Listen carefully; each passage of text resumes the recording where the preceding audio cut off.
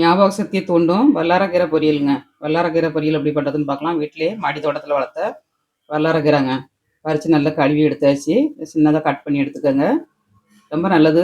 குழந்தைகளுக்கெல்லாம் வச்சு கொடுங்க. பெரியவங்களும் சாப்பிடுங்க.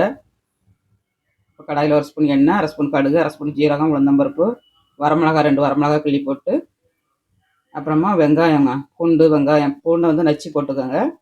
நச்சு போட்டேன்னா நல்ல வாசனையாக இருக்கும். ஒரு தக்காளிங்க. எல்லாம் போட்டு நல்லா வதக்கிட்டு நம்ம இப்போ கீரை ஆட் பண்ணிக்கணும்.